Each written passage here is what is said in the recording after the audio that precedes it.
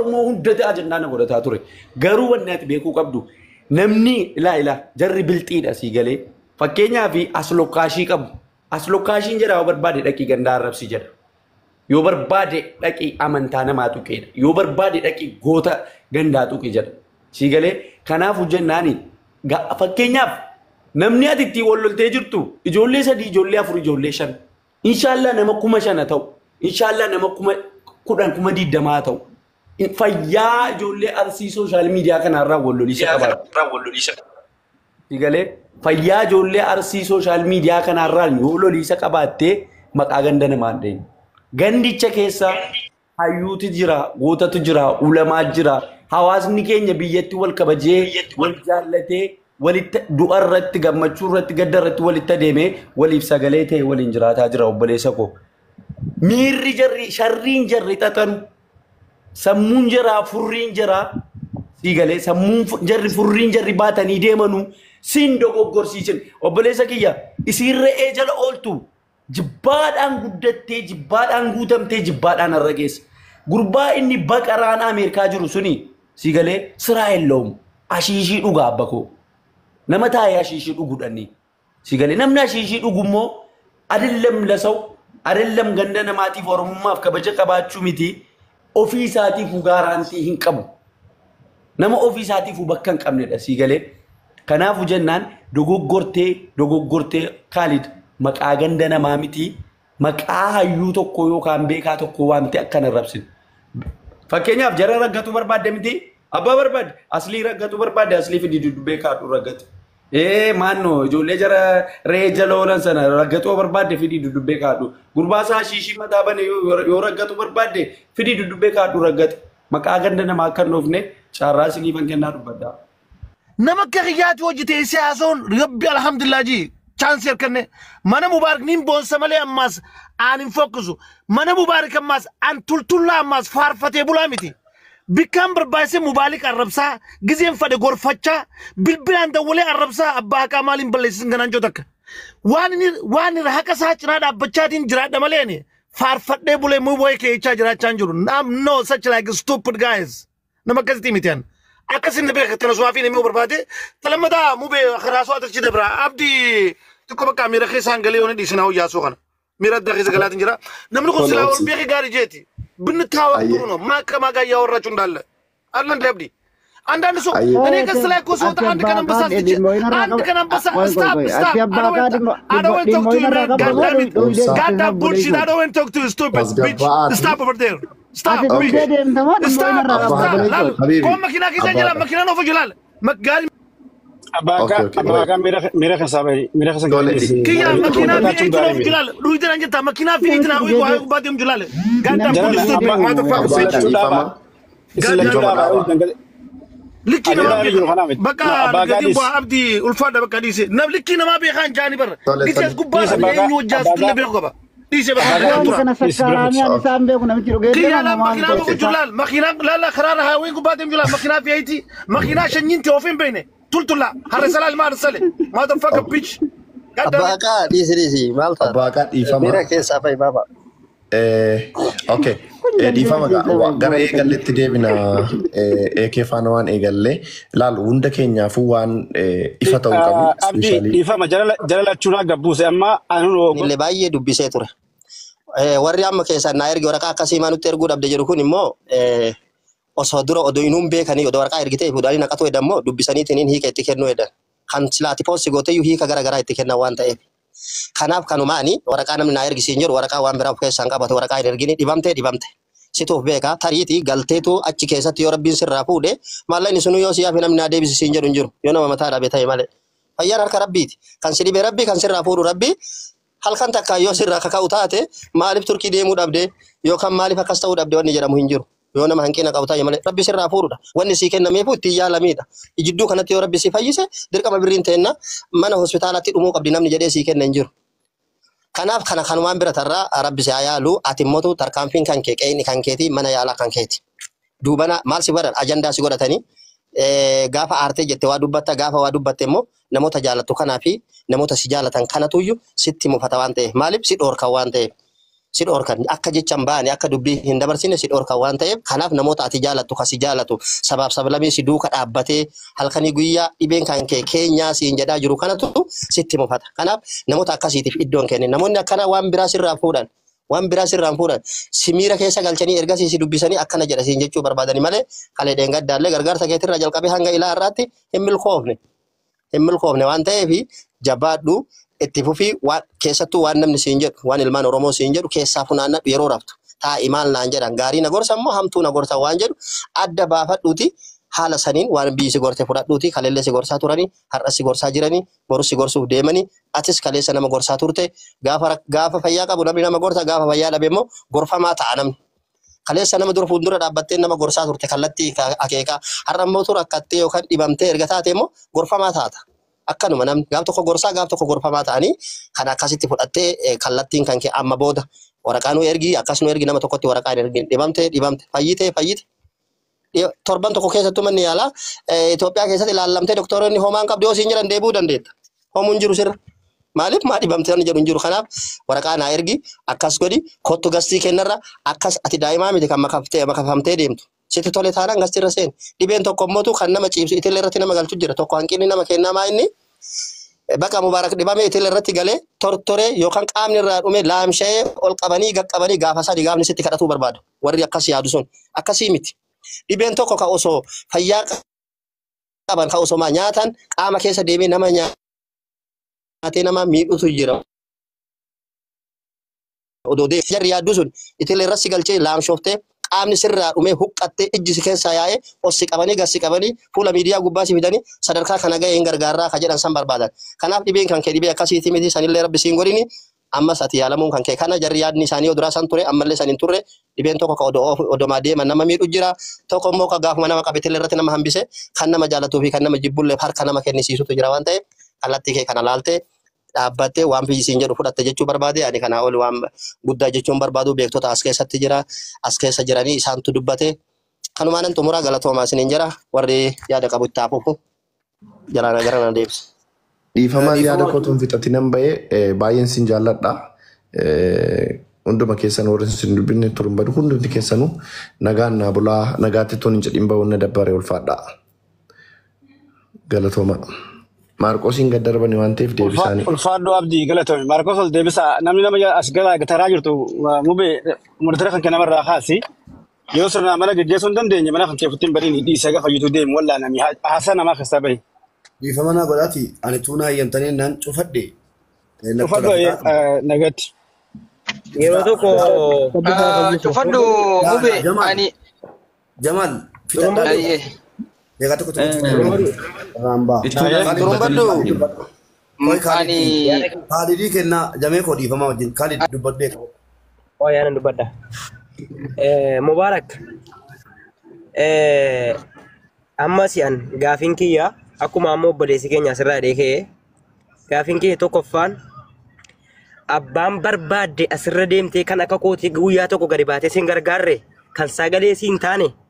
Deemtee afaan si yoo isiin hoolaa si eeggata afaan banaa oolte inni ti waraqaa kan kee gadi baaftee inshaallah yoo maal abbaa fedhe yoo sadhu kubeeniiti waraqaa keetti agarsiisu maanni guyyaa silaa nama 2,500 irratti deeggaraa Mubaarak sobaa akka isaa fidaa jedhanii jechuudha sheerii natti godhanii mana jiraa dhaqee nan olla galchanii kaanii akka fedhe natti taphatanii mana jiraa keessaa ganna darbatan ati immoo wariidha jettee ummata dayyuusa jettee nama si gargaaruu hin dandeenye nama si deebisuu hin dandeenye jettee waraqaadhuma akimii fiidiyoo nam inni si gaafatee fi waraqaa fidi siin jedhu eenyunni maal si godhee naannatti waraqaa gadi baaftee itti agarsiiftaati maal nossu kan waraqaa si gaafatu eenyunni na gargaari jenna atiitu na gargaari jedhee inni ati dhattee waraqaa qoy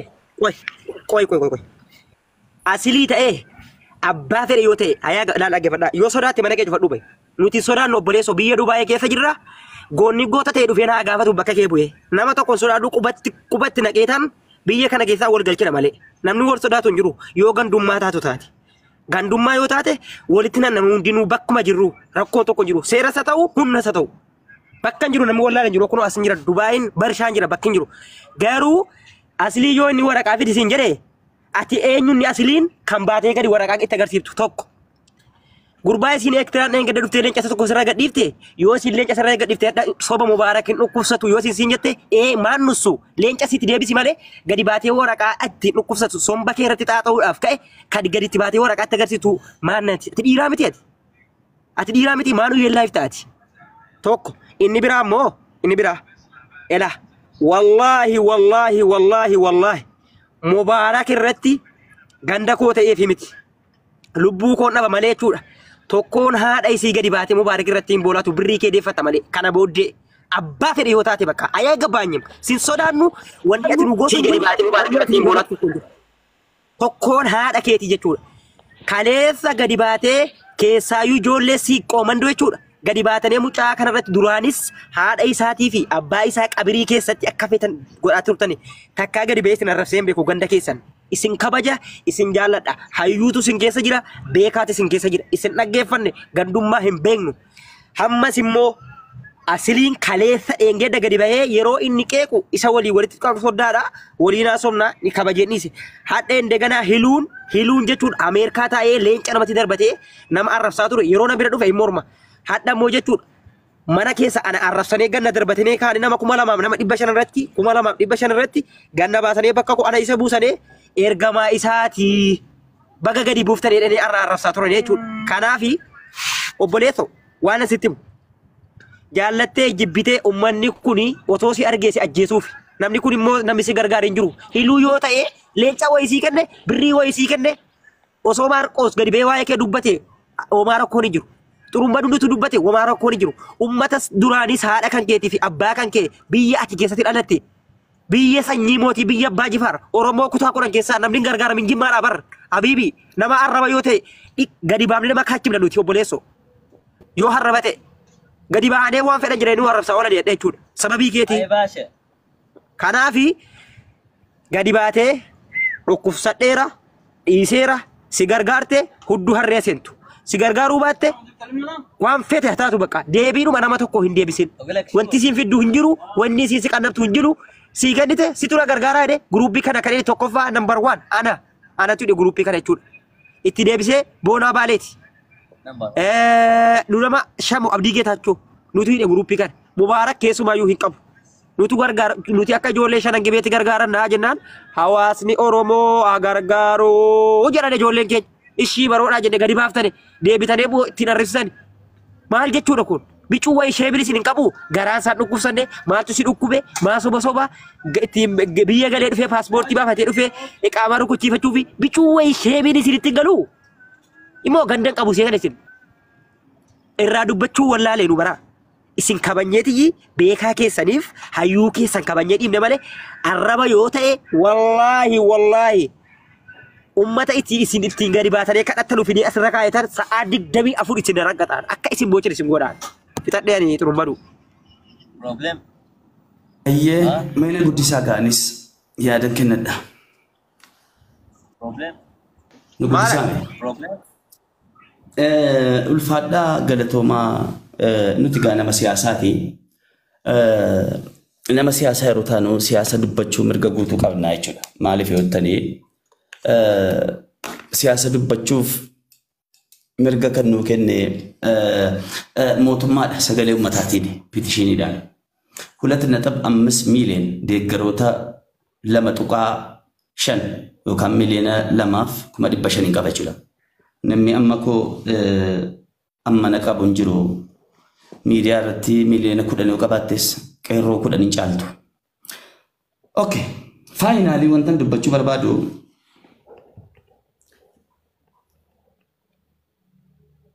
serious. Amma siyaasa jabaatu miidiyaa kanarra deemaa jira. Siyaasa wal cabsuu, siyaasa olaaltummaa. Keessattuu siyaasa Tigree fi Amaaraa gidduutti. Intalattiin sun daffaramtee guutuu sana jechuudhaan kan qiyama godhaa ture irra aanaan akka sabaattis eenyumni ishee dhuttiin godhaa. Rule number 1. Siyaasa baradhaamee Oromoo kana obbo uummata tiktookii barsiisuurra qeerroon lafa jiru hubataadhaan akka jiruun yaaraa daalicha. Rule number 2. Siyaasa sana oofanii achumaan ajandaan Joon Daani'el dhufe. Joon Daani'el Tigree dhalanii Tigrummaa isaa hidheen gad argine. Ituu Joon Daani'el waxmadii kana keessa laal kiyyoo kana keessa tuun galin mooxaa walitti ka'anii inni Tigree ta'eef minaaminii xoofame argitaniittu tingi godhaasaa kan. Itu sababa itti barbaadan sababa wayii argatanii tokkoffaa ajandaa isa mucattiin daffaramte dhokfachuu barbaadu turan. Sanaan milkaa'anii tokko. Lammaffaa Joon Daani'eel waan gargaaran itti fakkaatanii jechuudhaan Joon Daani'eel firii jedhanii Joon Daani'eel qabanii tokkoffaa mootummaa arrabsu lammaffaa eerpoortii arrabsu jara Joon Daani'eel cabsuu balleessuu barbaadan tokkoffaa ajandaa jira abbadeef kan intalatti isa biyyee lammaffaa ittiin jechuudhaan Tigree rukuchuudhaan sadaffaa waan akkanaa deemaadha barichaa siyaasaa wanti kun amma fidanii Mubaarakiin immoo keessa galfatan dhaggeeffadhaa miidhaan inni Mubaarakitti fidu rool nambar waan guzoo wada walloo sana yaadadhaa rool nambar turu Joon Daani'eel akka inni hin hidhamneef kan qiyaamaa buusaa jiru yoo argitan Tigiroota barichaa dhaggeeffadhaa rool nambar 3 siyaasicha baraafanii isiniif agaluufan aqummaa himamme yaa rabbi ummata kana fidinaa wal qixxeessi yookaan isintu maraate yookaan nam maraate waanan jedhu kana yoo isin hin hubanne reefuu bataartu yoo ta'e siyaasni siif hafa yabbaleessu Oromoon siyaasa amma deemaa jiru kanatti sii galee kan fayyadamus kan ittiin miidhamuuf jaruma sameeni malee nu miti nuun galchu. Mubaarakiin fidanii galfatan amma Mubaarakiin nyaachisuuf amma fakkeenyaaf sila dogongora guddaa hojjete bakka inni jiru hospitaala inni takkamamu agarsiisuun qabu. Agarsiise jechuun nyaatamee jechuudha. Akkamitti isa jedhu kana sana isin jedhu. Aannan bishaan isin jedhu. Nama siyaasaa jabaa akkanaa qabaachuu keessanitti alhamdulillah Oromoo amman jirutti bilisummaa keessatti dhannan isin jedhe kanaafani. Yaada bada zamaan inni meeqa eenyu sitti makan. Eenyu sitti makan. Abbaa fedhe irraa dhageessu qaba. Waa'ee akkanaa mana dubbate jira kanarra. Ulfaadhu mamme Jamaal dubbadhu cufu bandeema deeqaa tokko sana Qoy siyaasa barsiisaa irraa uummata. Mamme cufu ban nan dadhabaa mataan dhukkubaara manaa kimiin oole jamee dubbadhu. Okay, finally okay mana banadheen barsiisa. Amma maal goota Mubaarak? Rule number 1. Galatoomi. Akkaawuntii kee kana booda biyya keessa irtaa alaafinnatiin kan kee keessattuu Finfinnee irratti itti gaafatamaan baala daraa magaalaa Finfinnee ana. Ana eenyu akkan ta'e dhuftee qaamaan argite. Ishi mamme kalas alta muti qabadhu. Imi ka ragaa ba'i ragaanaa ba'i. Mamme obsi. Itti mimmatatti paaworii kootti mi kammata kana. Garashaanii ma ishi choo si buusuun barbaanne mi'uutiin si qabsiisa. Jadi jamee dubbadhu deeqaa tokko dubbadhu. Deeqaa tokko roon fudhatiin dhiifama hojjetu. Ayyee inni argama sagaleen kiyya kun neetworkii furuuf jaarsi agarsiisa. Wanni nan jechuu fedhe mube ilaale ati ma dhugaa keetti yaalaaf dhufte waan eekeerree jechaa ture san dhaggeeffadheetiin naa ta'uu didee ol deebi'e. Maali? Ati parpaziin biyya san dhayxee fi yaala dhugaadha Joon Daani'eel akka saahibaatti ni jaalatta. Wanni dhimma Joon Daani'eel si galchu tokkollee hin jiru. Yaala keetii fi yaala kee qofa. Namni kun yakka hojjete irratti itti gaafatamummaa qaba. Naaf ejjennoo garaagaraa qabaachuu dandeenya asirratti. Dhimma biyyaati. Gongorri guddaa ammas waa'ee Joon Daani'eel dhiifama gaafattee ammas mootummaa waliin walitti si naquufi jechi kun sirrii miti. Sirrii miti. Anis wanni isin jechaa jiru waa'ee Joon Daani'eel seeraasisuuni faawulii si tuusisu ala waan maammeen jeexisallee waan hin firii fudhadhuun hin qabaani. Dubbii ijoollee fi dubbii maraataa keessaayis bu'aan dhaban jette Oromooni. Waan laal firraa waa hunda gamaa gamana laalaa deemuun gaariidha. Ati immoo inni dhayxeef yaala akka saahiba keetii tokkotti yeroo gargaarsi barbaachisutti yoo inni ba'ee dhayxee gaafachuu ta'e wanni si dhorku hin jiru. Sagalee ta'uu fi miidiyaa irratti immoo waan biraa nan barbaada. Maal jettee darbe? Qaallittitti amma ol galchi meemuu bee rabbii jedhiiti. Qaalitti amma waas darbattee kaata ol galchi. Biildii galchi. Akkasii ani mubee uuma kanaan si dhaammachuu fedhe ajandaa kana tokkollee keessa akka harkaa kennine ati wanni kee dhimma yaalaa qofa akka ta'u itti fufii uuma siin jechuu barbaadeeti. Warra kanaan dhufee immoo si deeggara fakkaatee kanaaf sagalee ta'ii kanaaf viidiyoo waraabii kanaaf akkana ta'ii si gurraan hin dhagahin waan fadillee yoo ta'e jaalalaa fi kabajaan qabduuf akkuma jirutti si keessa haa jiraatu ammoo hojii ta'e ganda dhayxeef biyya dhayxeef parpasilii tan manaa baateef sa yaadadhu. Akka sanitti deemii tarkaanfadhu gamaa gamana kee ilaalaadha. Waan gootu irratti immoo itti gaafatama firratti caqasaadhaa waan gootu godhi jechuu si bira kaachumaa fi galatoom.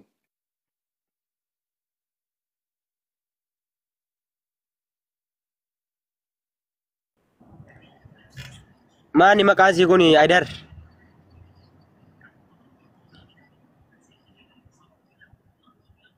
Lilti jaalli. Mucayyoo kanan barbaadan waan isin mubaarak irraa qabdu nutti himtu. Yaa anis nan barbaada. Gaafii tokko tokkoon gaafachuu barbaada. Afaan Oromoon beektaami? Arraba malee gaafiin gaafadhaa seeraa feeraan nuuf adeebiftu. Arraba tokko malee.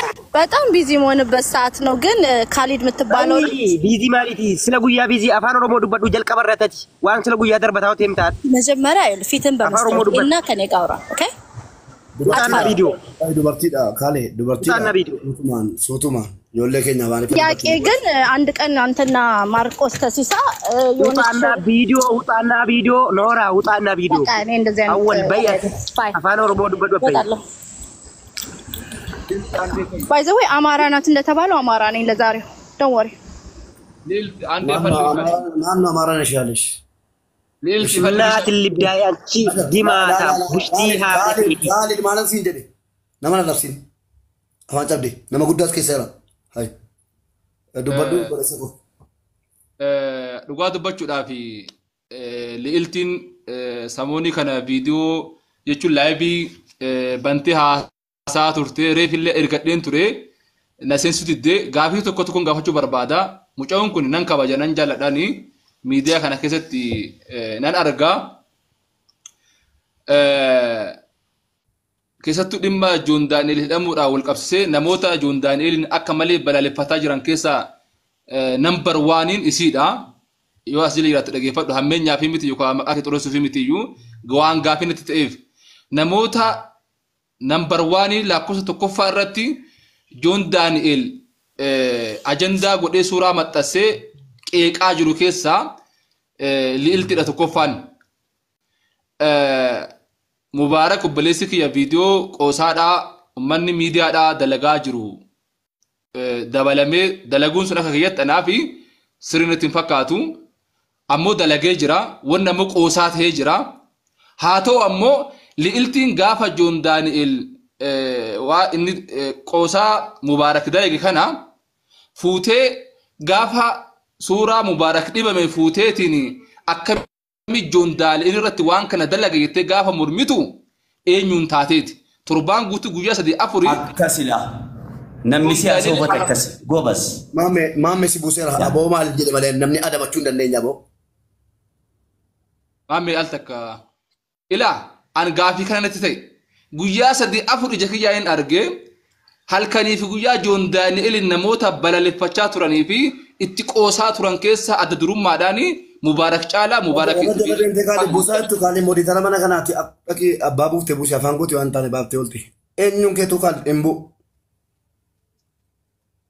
Kana jechaan li'iltiin osoo amma kijiba kiyyaa wajjitti ama viidiyoo ol baafne viidiyoo 10 ol dalagdeerti yoo xiqqaate 20 ta'a ka isin li'iltii irra dalagdi Joon Daani'eel irra dalagdi li'iltiin ammoo fuutee deebitee Mubaarakiin akkamitti isarratti waan akkasii godha jettee ummata nama kuma meeqa isarratti duutu irraa gaafa siin baastu maaliif akkasii waan kana goote gaafii guddaan natti ta'e dhuguma li'iltiin haqa yookaan dhugaa mucaa kanaa barbaachi deemaa jirti.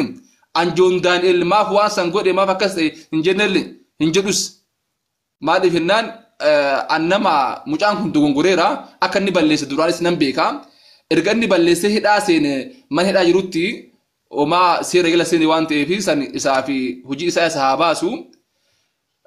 Dhimmi amma hin buutaaf hin bu'u kuni qoosaa ta'ee jira akkana amma argu jiru qoosaa ta'e malee hammeenyummaafis hin se'u ijoollee muka gubbaa dhaabbatanii gaarii gubbaa yaabbatanii saayikilii yaabbatanii dalaganii akka qoosaatti mubeelleen akka qoosaa dalagee ammoo Joon Daani'eel kaleessa waan gaarii dalaguuni har'a dogongora gilaa yookaan seera irraa isa nan bisnee jiru dhugaadha kaleessa ummata Booranaas ta'ee ummata gande hedduu gargaariira. Kaleessa gaarii dalaguun seera irraa nama oolchu. Umrii kee guutuu hawaasa yoo gargaare ka'ee yoo waa balleesse kaleessa Haydar waan akkasii dalage jedhamee har'a ammoo wanti ilaalamuuf hin jiru seerri seera waan ta'eef biyya seerri keessa jiru yoo jiraatte seeraan adabamta. Kaleessa Mubaarakiin dhufee cinaa dhaabbatee jira. Akkamitti Mubaarak isaan qoosa jechuullee an akka keetti dongoronatti fakkaata.